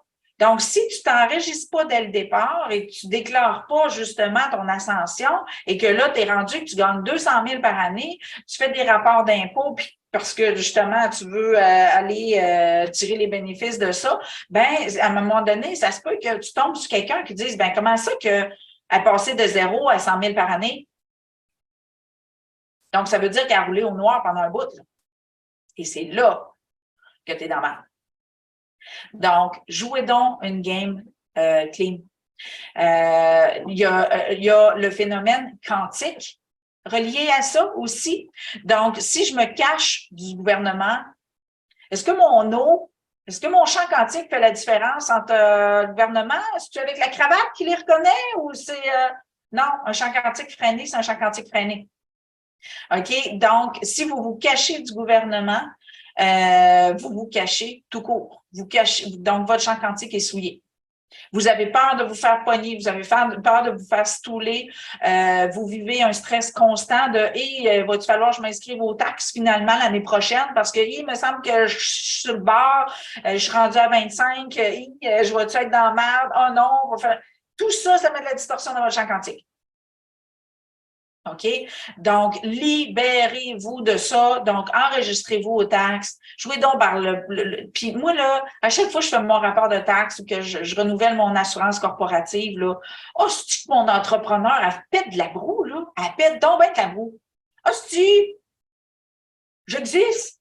Mais il y a une différence entre le phénomène revenus et dépenses et les taxes. Donc, c'est deux choses différentes. Est-ce que tu travailles au noir ou tu fais juste pas charger les taxes? Donc, c'est très important de concevoir la différence entre les deux. OK? Donc, le travail au noir, je ne l'encourage pas parce que ça freine le flot quantique, parce que tu te caches. Donc, tu freines ton flot quantique. Au niveau des taxes, ben, tu perds de l'argent, c'est toi le pire parce que toutes tes dépenses. Donc, votre abonnement en raid, là, ça a coûté 1500 $. C'est le fun de récupérer les taxes là-dessus. Donc, les salons d'exposition que vous faites, toutes vos dépenses justement pour acheter vos cartes d'affaires, pour acheter vos bannières, vous récupérez toutes les taxes là-dessus. Donc, c'est ça qui est intéressant à savoir au niveau du positionnement face aux taxes. Et c'est sûr que des fois, c'est pas le fun parce qu'on en paye, nous. OK? Parce que tout ce que tu reçois comme revenu, si tu charges les taxes, il faut que tu rembourses les taxes au gouvernement. Donc, si, admettons, il faut que tu payes 1000 $ au gouvernement, mais qu'il faut que tu en récupères 2000, ben tu as 1000 $ dans tes poches. OK. Donc, souvent, en démarrage d'entreprise, là, pendant 1, 2, 3, 4, même 5, 6 années, c'est toi qui récupères des taxes. Et tu te prives de ça si tu attends juste d'avoir ton 35 000 de profit pour t'enregistrer. Alors, on passe au je ne peux pas. Toutes les illusions de je ne peux pas. Je ne peux pas charger plus cher que les autres qui font la même chose que moi. Je vais perdre des clients ou carrément pas en avoir. Tu sais, il y a plein de monde qui font du Reiki. Il y a plein de monde qui font des massothérapeutes. Tu sais, il y a des métiers où ils sont pleins en enfer. En plus, il y a des métiers où est-ce qu'il y a des reçus d'assurance. Et cette gang-là, ils chargent tous le même prix. Parce que, ben, coudonc, tu sais, sinon, ce ne sera pas tout couvert par leurs assurances. Donc, il y a énormément de limitations qui se mettent. Mais, encore une fois, l'exemple du Dollarama, pourquoi je vais aller acheter ma passoire ou mon plat de plastique chez Stokes au lieu de l'acheter au Dollarama? C'est parce que ça ne me tentera pas de sacrer dans 6 mois parce que le couvert est pété. OK? Donc, oui, vous pouvez charger plus cher que les autres. Vous pouvez charger à la hauteur de votre valeur. Reconnaissez-vous pour votre différence. Focussez sur votre différence. Focussez sur la conscience que vous mettez dans votre œuvre. Focussez sur le bénéfice. Parce que ce que vous apportez, souvent, ça vous a pris une vie. Ça vous a peut-être pris 20, 30, 40, 50, 60 ans pour aller acquérir les connaissances que vous livrez et la transformation dans la vie de la personne que vous livrez. Ça vaut comment, ça? La personne a-tu 40 ans devant elle? Ça a une valeur inestimable. Reconnaissez la valeur de ce que vous livrez. Et le mot prix va sortir de votre dictionnaire. On ne charge pas un prix, on permet la reconnaissance de la valeur de ce qu'on a à offrir. Et cessez de vous diminuer par votre prix. Oui, je le sais, moi aussi, je vais le faire. Parce qu'on est tous là. On est tous là. Et l'autre phénomène par rapport à charger cher ou pas assez ou trop, moi, là, je vais vous donner l'exemple de mon chum. Là, mon chum, c'est un acheteur de métier. Il est directeur de l'approvisionnement depuis 25 ans dans tout ce qu'il fait. Donc, c'est un acheteur. OK? Donc, quand il achète quelque chose pour la maison ici ou pour moi, sa femme adorée, pensez-vous que si j'y demande, je veux un oreiller, il va aller me chercher un oreiller à 10$ chez Walmart? Oh que non. Il va acheter la plus chère, il va appeler à l'hôtel où est-ce que j'ai couché puis que j'ai dit, mon Dieu, les oreillers sont donc bien confortables et il va m'acheter un oreiller à 150$. Donc, si on met ça dans le domaine du coaching ou de l'accompagnement, parce que c'est quasiment tout ça qu'on fait ici, la personne qui cherche de la qualité et tu lui dis, moi, c'est 60$ pour 1 heure, puis 75$ pour 90 minutes. Est-ce qu'elle va avoir l'impression d'acheter de la qualité? Donc, elle ne te reconnaîtra pas parmi la masse. Et si tu véhicules de la qualité, tu veux livrer de la qualité, il faut que ceux qui sont en quête de qualité soient en mesure de te reconnaître dans la masse. Donc, ils vont dire, mon Dieu, elle charge bien cher. Ça doit être haut. Donc, vous devez permettre à votre clientèle de vous reconnaître. Votre système de valorisation est le même que votre clientèle. Donc, regardez de quelle façon vous consommez et ayez un prix qui va interpeller votre clientèle parce qu'ils doivent vous reconnaître. Donc, ils achètent et consomment de la même façon que vous le faites. Alors, conscientisez ça et soyez conséquent dans la façon d'établir votre prix. Je dois être certifié et reconnu par un ordre pour pouvoir fournir des reçus, sinon les gens ne paieront pas pour mes services. Urk. OK? Un gros sincère, là. Moi, là, quand les gens me demandent, tu mets-tu des reçus? J'ai dit oui. Vous allez avoir une facture et un reçu que vous allez pouvoir mettre dans vos dépenses d'entrepreneur à la fin de l'année. Par contre, ce que je fais est trop récent et il n'y a pas d'ordre qui reconnaisse ça encore. On en pète-tu de la broue ou on n'en pète pas de la broue? Donc, je me dénigre pas en disant, non, tu sais, non, t'es mieux d'aller avec quelqu'un qui va pouvoir te donner des reçus, là, parce que moi, je fais pas partie d'aucun ordre. Non, non, non, non. Ce que j'offre est tellement unique qu'il n'y a pas d'ordre qui existe. OK? Positionnez-vous avec... merci, Joanne. Tu pourras écouter le reste. De toute façon, on va avoir le replay. Donc, reconnaissez-vous, ne vous dénigrez jamais, jamais, jamais. Je ne peux pas charger trop cher car les gens qui n'ont pas d'argent ne pourront pas recevoir mes services. OK? Dans le mieux-être, dans la spiritualité, j'entends cette chanson-là. Le syndrome de Mère Teresa est omniprésent dans le domaine du mieux-être. Et malheureusement, Mère Teresa, si elle avait eu la légitimité de s'accorder le droit à l'abondance, elle aurait fait tellement plus.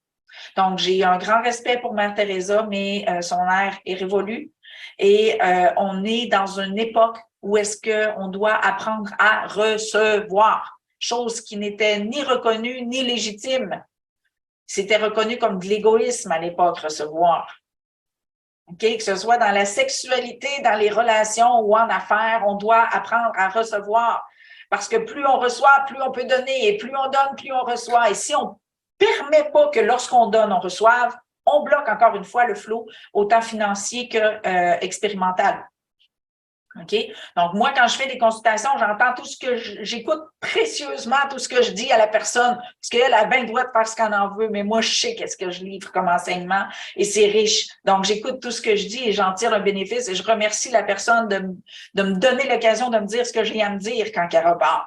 Donc, le flow donner-recevoir s'active sur tous les champs, financiers, relationnels, expérientiels, quantiques. OK? Donc, il y aura toujours des gens qui vont faire du bénévolat. Laissez-le donc, le client. Essayez pas de le voler, Stéphie. C'est pas votre clientèle. OK? Donc, oui, il y en a qui veulent travailler bénévolement et ils ont des raisons de le faire et ça ne me concerne pas et je ne dévalorise aucunement le bénévolat ou peu importe les contributions volontaires. Contribution volontaire, ça, j'ai un petit peu plus envie de vomir quand j'entends ça, parce que on décide de céder notre pouvoir à l'autre dans la reconnaissance de notre valeur. Et ce qu'on oublie, c'est que lorsqu'on met de la conscience dans notre œuvre, on sait très bien qu'il y a des choses qui se font, qui sont en dehors et de notre contrôle et de notre conscience et de la conscience de la personne qui reçoit nos services, surtout quand on travaille au niveau quantique, au niveau énergétique, comme Annie, tu dois voir, là, il y a des choses que tu livres que l'autre, elle sait même pas qu'est-ce qui se passe. Donc, puis Michel aussi, tu dois être témoin de ça. Donc, conscientiser la richesse de ce que vous avez à offrir, que très peu de gens sont capables de tangiblement le reconnaître. Donc, permettez-vous de recevoir parce que vous freinez le flot. Pourquoi qu'il y a une si grande différence entre les riches et les pauvres? Parce que c'est la masse qui redirige le flot en se refusant l'accès. C'est tous des méchants qui ont de l'argent. C'est tous des pas fins. C'est tous des manipulateurs. C'est tous des crottés, les riches. Mais est-ce qu'on aimerait ça? OK? Donc, qu'est-ce qu'on fait? On redirige le flot parce qu'on est en conflit au niveau de notre champ quantique. Oui, je veux de l'argent, mais ceux qui ont les riches, c'est de la merde. Donc, on est en distorsion constante au niveau de notre flot financier. OK? Donc, on doit se repositionner en harmonie j'accepte de recevoir autant l'amour que l'argent parce que ce sont des formes d'énergie et je permets à ce flot de venir à moi. Donc, conscientisez ça et permettez à ceux qui veulent faire du bénévolat de conserver leur clientèle et donnez-vous accès à la clientèle qui a de l'argent. Moi, quand j'ai eu un client, j'ai dit, si tu charges en bas de 100$, t'es pas sérieux avec toi-même. Tu te respectes pas. Puis surtout, c'était hallucinant ce qu'il fait, ce bonhomme-là. J'étais comme, tu charges même pas 100$ pour 2 heures et demie d'ouvrage. J'étais comme, ben oui, mais je pourrais pas en donner, il y en a plein qui n'auront pas accès. Là, j'ai fait comme, non, non, non, là, non, non, non, là, écoute, t'as pas compris, là. Fait que là, je capotais vraiment. Puis, il me dit, ben oui, mais ça n'existe pas. Ben moi, là, j'ai des consultations que les gens me payent, ils prennent un rendez-vous, puis ils vont investir 300-400 piastres pour passer 2-3 heures avec moi. Donc, fait que là, quand il m'a dit, ben non, mais moi, je peux pas charger plus que 100 piastres, sinon j'aurais pas de client. Ben, c'est cool, parce que moi, je vais m'occuper de la clientèle à 3, 4, puis 500 piastres la consultation. Je vais la prendre, moi, la clientèle, si t'en veux pas. Parce que ça existe, OK? Il y en a une clientèle qui a de l'argent. Et c'est à nous de nous donner accès à cette clientèle-là. Et de leur donner accès à des gens qui cherchent justement une qualité dans laquelle ils vont investir et ils vont croire qu'ils vont avoir une justification à leur investissement. Donc, je suis tannante avec ça parce que je suis en processus de transformation personnellement avec ça. Donc, c'est pour ça que je suis aussi vivante quand j'en parle. Je dois être certifiée, sinon ils ne paieront pas. Je ne peux pas charger trop cher car les gens qui n'ont pas d'argent ne pourront pas. Si je charge trop cher, je vais avoir de la misère à vendre mes services et je n'aurai pas de clients, donc pas d'argent. Donc, dans une phrase comme ça, l'objectif, c'est faire de l'argent et non pas d'aller chercher les bénéfices expérientiels et évolutifs de la relation. Et le plaisir est complètement oublié dans la phrase. Il n'y a même pas de place pour le plaisir. OK? Donc, écoutez vraiment vos phrases lorsque vous parlez de tout ce qui est prix et position financière. Donc, on a fini au niveau des croyances limitantes. Donc, moi, je veux qu'il reste de la place un petit peu pour des questions. Je vais faire un sprint au niveau des pièges et au niveau des outils. Au niveau des pièges, le coaching. Donc, si vous allez vous faire coacher par des gens qui ont vous allez faire tant par mois, vous allez avoir tant de nouveaux clients par mois, blablabla, blablabla.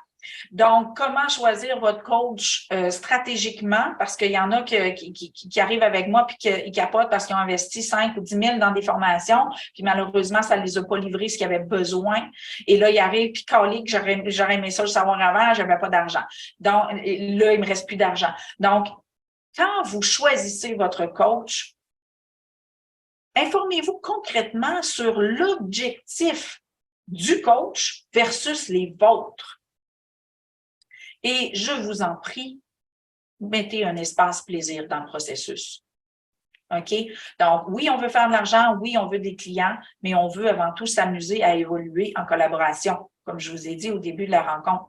Donc, si votre coach n'entre pas en contact avec vos valeurs et avec vos objectifs, et avec vos limites, OK? Donc, j'appelle ça pendant 6 ans, j'ai appelé ça le blow, mais à cette heure, j'appelle ça le blop.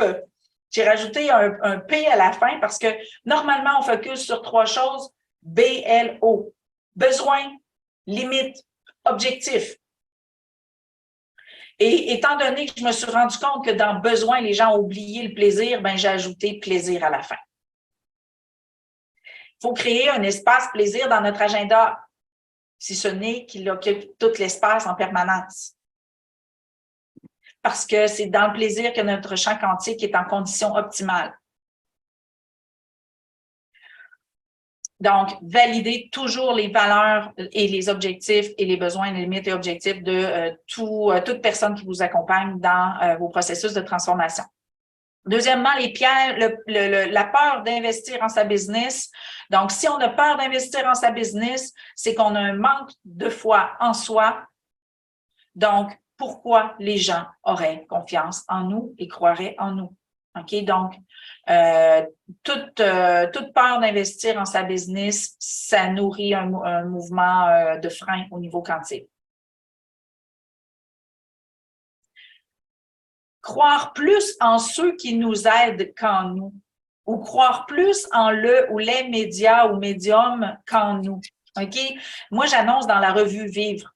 Donc, il y a des fois des gens qui m'appellent, qui me disent « Hey, j'ai vu que tu annonçais dans la revue Vivre, je me demandais si c'était une bonne idée d'investir. Fait que, est-ce que ça te rapporte? » Puis là, je pars à rire. Si on croit plus en le médium qu'on utilise, que ce soit Facebook, une revue, un journal, une radio, peu importe, si on croit plus en le médium qu'en nous, on cède notre pouvoir à l'outil. Et est-ce que l'outil a l'objectif d'œuvrer à notre réalisation? C'est une entreprise qu'on va mandater. Donc, que ce soit un journal, la radio, médias sociaux, une revue ou peu importe, on ne cède jamais son pouvoir, OK? Donc, qu'est-ce que je fais? Pourquoi j'investis dans la revue Vive? Parce que cette revue-là me parle, je trouve qu'elle vibre bien, puis j'aime ça me voir rayonner dans cette revue-là.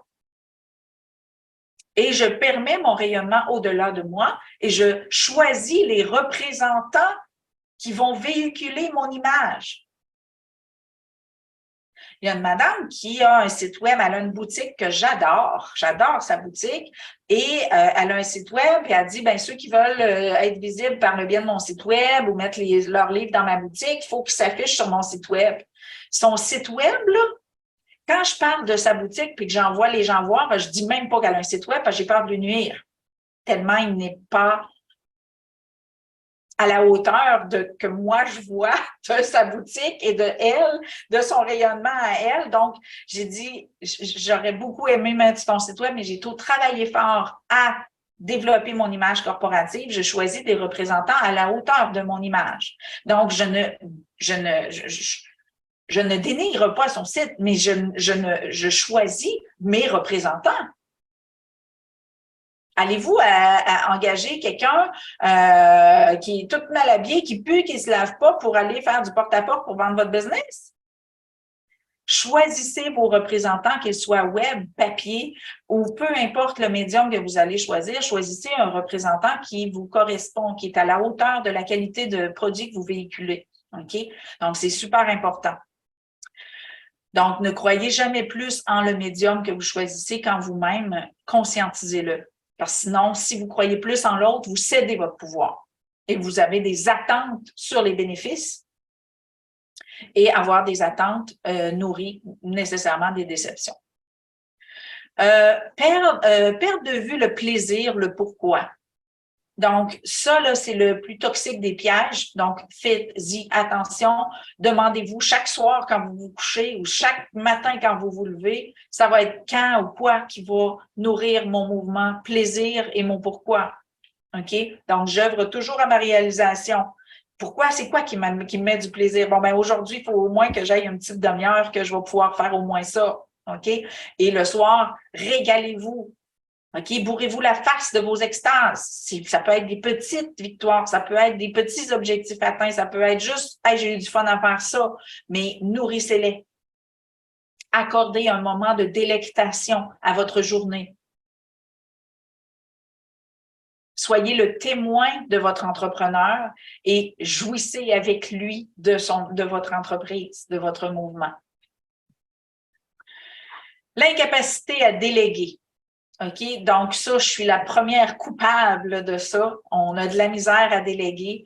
Oui, à un moment donné, veut pas, faut arriver à déléguer, mais ce qui est important, c'est de pas de choisir stratégiquement ce que l'on délègue et vous assurer que votre ambassadeur ou votre responsable, peu importe, a les mêmes valeurs, focus sur les mêmes détails. Donc, savoir déléguer, c'est savoir qui ne nécessite pas notre touche particulière. Par contre, il faut apprendre à lâcher prise et permettre à une perfection externe d'œuvrer. Donc, on va chercher des gens qui sont compétents, mais on valide sur quoi il accorde sa vigilance et on valide sur qu'est-ce qui est important pour lui ou elle.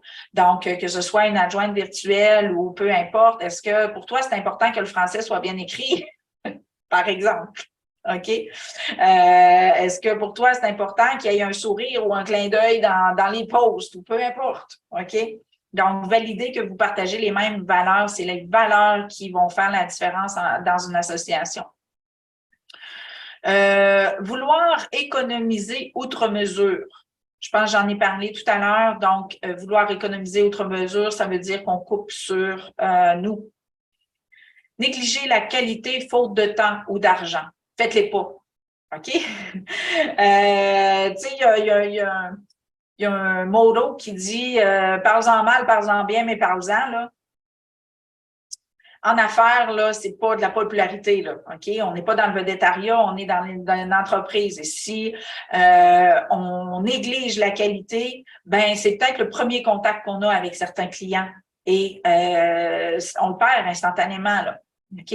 Donc, on néglige jamais. Donc, faute de temps ou d'argent, vous déléguez. Faute de temps ou d'argent, vous annulez, reportez. Ayez l'humilité de constater que si votre qualité a été bafouée, on flush, OK? On ne permet pas un rayonnement au-delà de soi qui n'est pas à la hauteur de soi parce que ça va faire plus de dommages que d'autres choses. Okay.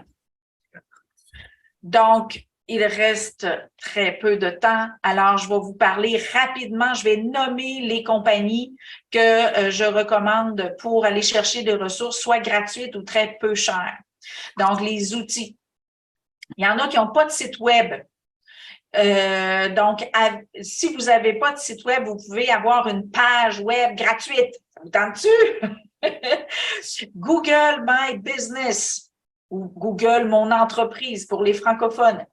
OK?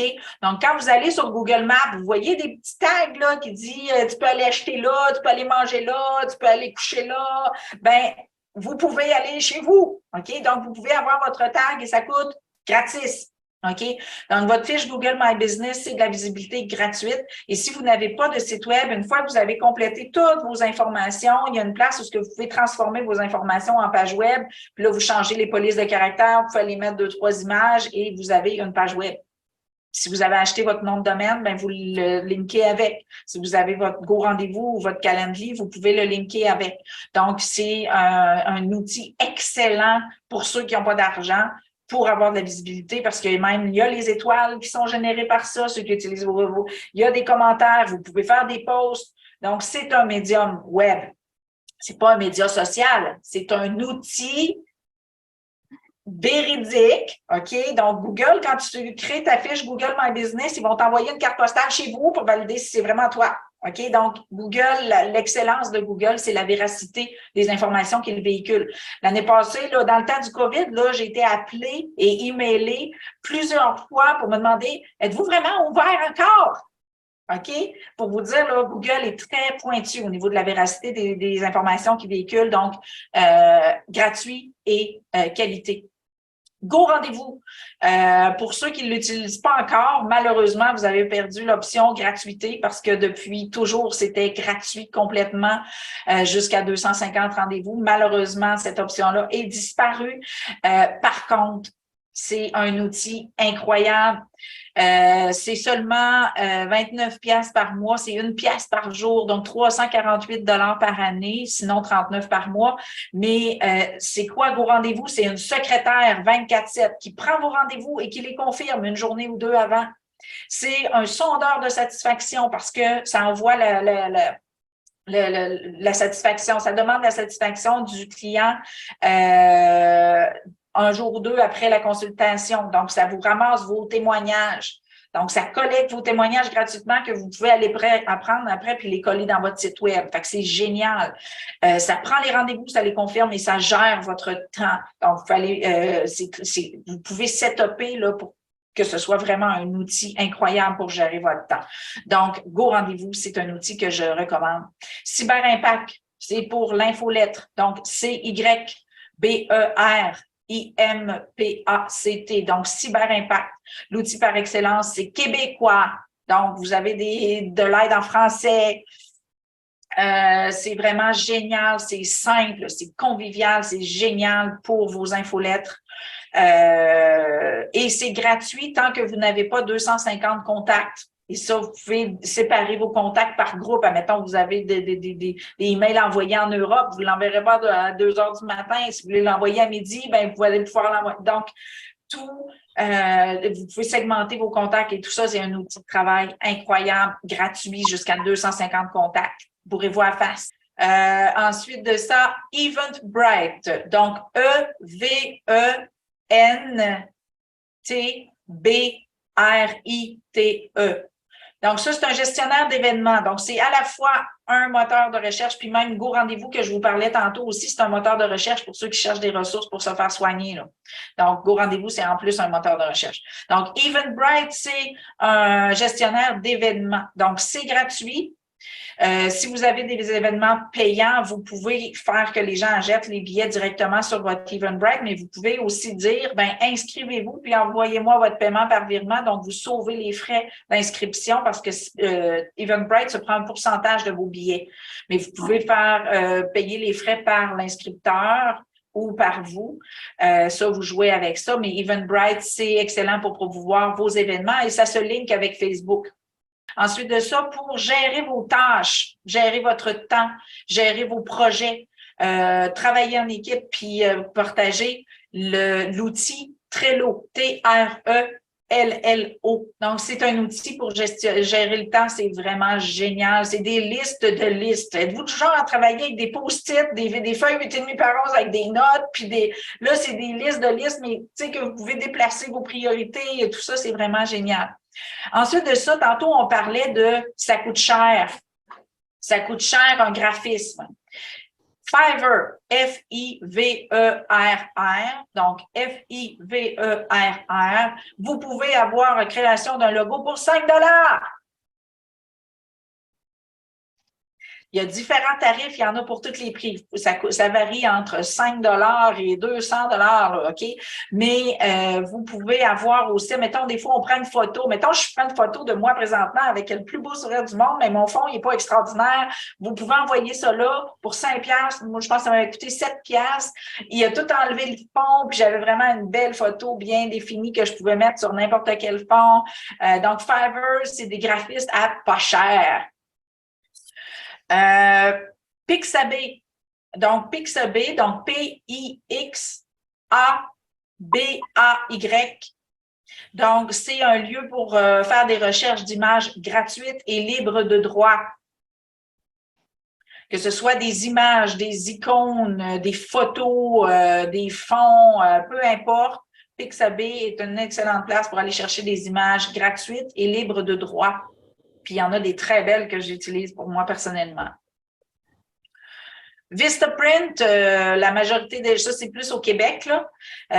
Vistaprint, c'est un excellent fournisseur au niveau de tout ce qui est articles promotionnels, que ce soit le carte d'affaires, logo et tout ça. C'est sûr que vous pouvez produire vous-même votre graphisme et aller le mettre.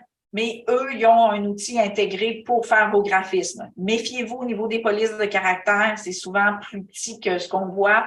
Mais si vous n'avez pas d'outils pour faire vos designs avant, vous pouvez utiliser leur interface.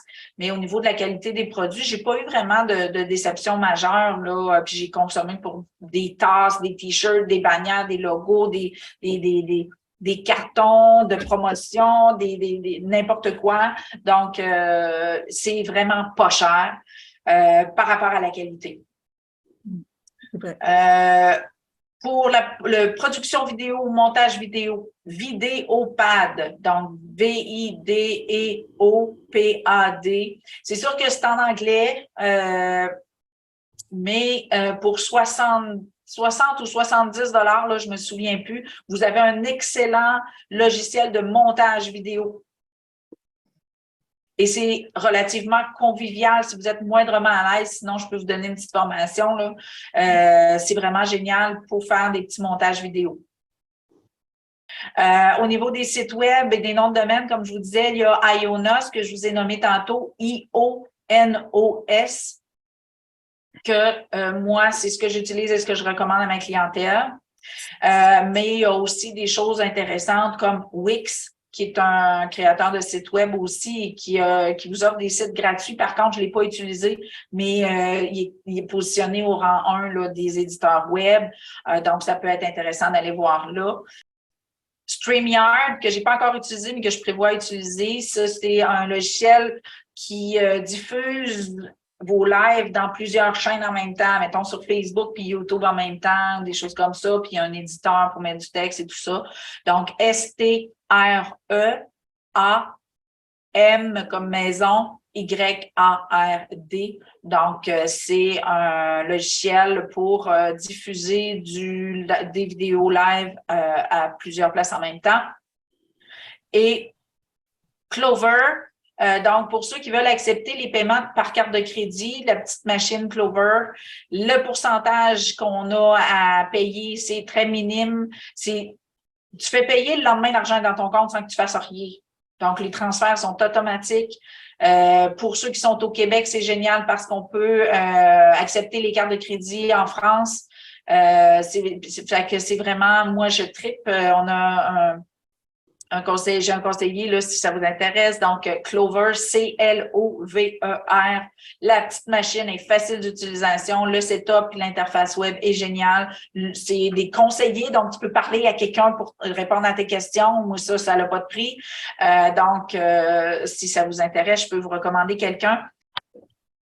Alors, je conclus la formation. Donc, des petites phrases intéressantes pour vous.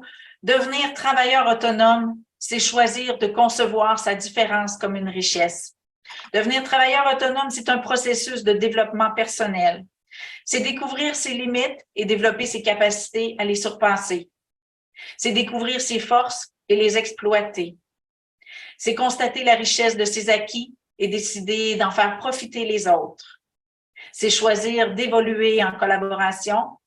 C'est œuvrer à sa réalisation tout en étant payé pour le faire, car c'est œuvrer à l'humanité. Devenir travailleur autonome, c'est avoir l'humilité de me dire « je ne sais pas » ou « je ne suis pas capable » et de pouvoir ajouter « mais j'ai envie de le devenir ». Donc, je vous résume tout ça en une phrase. Le processus existentiel du travailleur autonome, c'est apprendre à se connaître, arriver à aimer ce que l'on découvre, c'est avoir la force d'assumer sa vérité et la communiquer, c'est avoir l'humilité de ne pas tout savoir et choisir de s'observer constamment pour constater les acquis afin de s'accorder l'admiration, l'amour et le respect de soi. Ce qui permet d'en bénéficier financièrement, c'est choisir de reconnaître la richesse de ses acquis en leur accordant leur juste valeur et en partageant, transmettant à la fois les épreuves, les trucs et astuces cueillis au passage.